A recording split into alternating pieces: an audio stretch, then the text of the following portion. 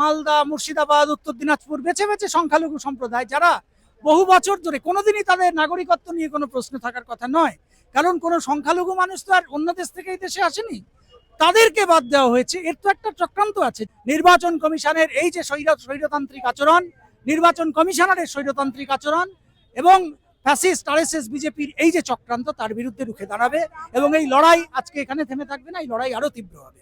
অলীক চক্রবর্তী মানেই তো আন্দোলনের বড় রূপ নেয়, প্রশাসনের মাথায় চাপ। না, সেটা তো মানুষ যা করবে মানুষ করবে। অলীক চক্রবর্তী কিছু করতে পারবে না। যদি মানুষ লড়ে, অবশ্যই আমি সেই লড়াইতে থাকবো, এইটুকু বলতে পারি। নমস্কার, আমি শঙ্কর সাঁতরা রয়েছে আপনাদের সঙ্গে। তবে এই মুহূর্তে আমার সঙ্গে রয়েছে অলীক চক্রবর্তী। বলছি অলীক দা, আজকে যে আপনাদের মিছিলটা, এটা কেন, কিসের উপর বেশ করে করছেন? 60 লক্ষ যে মানুষকে ভোটাধিকার থেকে বাদ দেওয়া হয়েছে, বিচারাধীন করে রাখা হয়েছে, এবং আরো প্রায় 6 লক্ষ মানুষকে যে ভোটার তালিকা থেকে বাদ দিয়ে দেওয়া হয়েছে, আমাদের মতে এর কোনো কারণ নেই যুক্তিযুক্ত, এবং এর কারণও দেখায়নি সরকারের পক্ষ থেকে। তার বিরুদ্ধে আমরা সমস্ত ভোটারদের যাতে ভোটাধিকার থাকে, কাউকে যাতে ভোটাধিকার থেকে বঞ্চিত করা না যায়, সেই দাবিতে আমরা হাইকোর্টের প্রধান বিচারপতিকে হস্তক্ষেপ করার দাবি নিয়ে যাচ্ছি, এবং নির্বাচন কমিশনার, পশ্চিমবঙ্গ নির্বাচন কমিশনারের কাছেও একই দাবি নিয়ে আমরা যাচ্ছি। এইভাবেই আমাদের ডেপুটেশন দেওয়ার কথা মিছিল করে। বলছি এই যে 7 লক্ষকে আন্ডার কনসিডারেশনের মধ্যেও তো রাখা হয়েছে, তারা অ্যাপ্লাইও করতে পারে, তা এইটা নাকি নির্বাচনের উপর কোনো প্রভাব ফেলতে পারে বলছেন? অবশ্যই, কারণ ধরুন এই যে 60 লক্ষ বিচারাধীন বলছে, তাদের কিভাবে ভোটাধিকার বিচারটা হবে, এর কোনো প্রক্রিয়া সেইভাবে নির্দিষ্টভাবে তো বলা নেই। এবং এখনো দেখা যাচ্ছে, আমি যতটুকু খবর পাওয়া গেছে, তাতে 1-2 লক্ষের নাম তোলা হয়েছে এই পর্যন্ত, এর বেশি নয়। যতটুকু শোনা গেছে যে তাদের ভোটার কার্ড থাকলে তারা ভোট দিতে পারবেন না, তার জন্য তো ভোটার লিস্টে নাম থাকতে হবে, এবং সেই বিষয়টা তো ক্লিয়ার করতে হবে। আমরা সেটাই বলছি যে এই যে যাদের নাম বাদ গেছে বা যাদের বিচারাধীন বলা হচ্ছে, 2024-এর ভোটার লিস্ট অনুযায়ী যেন নির্বাচন হয়, সেই বিষয়টা নির্বাচন কমিশন ঘোষণা করুক। আপনাদের দাবিটা যদি না দেখা হয়, তাহলে আপনারা কি করতে চাইছেন? আজকে তো আমরা যাচ্ছি, দেখি, আমাদের তো এই সংগ্রামী গণমঞ্চ সবে তৈরি হয়েছে যেই ধরনের অন্যায়গুলোর প্রতিবাদ করার জন্য। তো এই আন্দোলনকে আরো বৃহত্তর রূপ দেওয়ার চেষ্টা করব আমরা। অলীক চক্রবর্তী মানেই তো আন্দোলনের বড় রূপ নেয়, প্রশাসনের মাথায় চাপ। না, সেটা তো মানুষ যা করবে মানুষ করবে। অলীক চক্রবর্তী কিছু করতে পারবে না। যদি মানুষ লড়ে, অবশ্যই আমি সেই লড়াইতে থাকবো, এইটুকু বলতে পারি। কারণ সংগ্রাম মানে অলীক চক্রবর্তী, আর সংগ্রামের মানে কঠিন সংগ্রাম মানে সেই অলীক চক্রবর্তী, যেটা পাওয়ার গ্রিড দেখেছে একসময়। সরকার অবশেষে মাথা নত করতে বাধ্য হয়েছে। এবারও কি সেই একই স্টাইল হবে?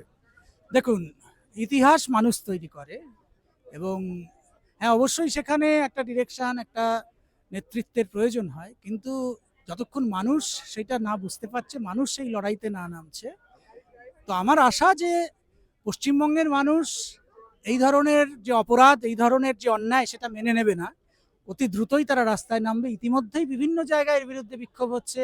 এখনো শুনছি যে গতকাল বামপন্থী যে বিভিন্ন দল, তারা গিয়েছিল নির্বাচন কমিশনের কাছে, এখনো তাদের ডেপুটেশনটুকু পর্যন্ত নেয়নি। এই অবস্থা চলছে, তারা বিক্ষোভ দেখাচ্ছে, আজকে আমরা দেখাচ্ছি।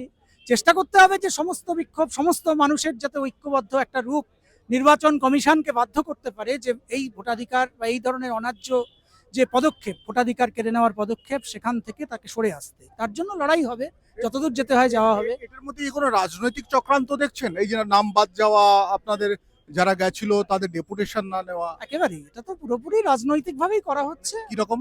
এটা শুধু রাজনৈতিক না, এটা আসলে একটা সারা বিশ্বজোড়া আজকে যে অবস্থা চলছে তারই একটা প্রতিফলন। এর মধ্যে রাজনীতি আছে, এর মধ্যে অর্থনীতি আছে, সবই আছে। মানে আজকে যদি প্রথম বিজেপির যে কর্তব্য, বিজেপি যেটা চাইছে সেটা হচ্ছে যে কোনো উপায়ে হোক না কেন আমাদের রাজ্যে একটা সাম্প্রদায়িক বিভাজন তৈরি করে দেওয়া হোক। ধরুন আজকে এই যে 60 লক্ষ মানুষকে যে ভোটার তালিকা থেকে বাদ দেওয়া হয়েছে, আমি একটু আগেই বললাম যে মালদায় হচ্ছে সংখ্যাটা 8 লক্ষেরও বেশি, যেখানে 11 লক্ষের বেশি, যেখানে 29 লক্ষ ভোটার। তাহলে এবং মৌসম নূর পর্যন্ত বলতে বাধ্য হয়েছে যে এটা হলে ভোট হবে কি করে, মানে কংগ্রেস নেত্রী, যিনি তৃণমূলে ছিলেন কিছুদিন আগে। তো এখন তাহলে সেই জায়গা থেকে মালদা, মুর্শিদাবাদ, উত্তর দিনাজপুর বেছে বেছে সংখ্যালঘু সম্প্রদায় যারা বহু বছর ধরে কোনোদিনই তাদের নাগরিকত্ব নিয়ে কোনো প্রশ্ন থাকার কথা নয়, কারণ কোনো সংখ্যালঘু মানুষ তো আর অন্য দেশ থেকে এই দেশে আসেনি, তাদেরকে বাদ দেওয়া হয়েছে। এর তো একটা চক্রান্ত আছে যে এক হচ্ছে তাদের পক্ষে দাঁড়িয়ে মানুষ যদি লড়াই না করে তাহলে হিন্দু মুসলিম বিভাজনটা করতে পারবে, আর আরেকটা হচ্ছে যে তারা লড়লে বলবে মুসলিমরা লড়ছে। এইভাবে বিভাজন তৈরি করার চেষ্টা করছে এবং এই বিভাজনের রাজনীতি করার জন্য নির্বাচন কমিশনকে একটা দাবার ঘুঁটি হিসেবে ব্যবহার করার চেষ্টা করছে আরএসএস বিজেপি। এবং পশ্চিমবঙ্গের যে সরকার, সেই সরকার সমস্ত কিছু জানা সত্ত্বেও এতদিন নাকে তেল দিয়ে ঘুমোচ্ছিল।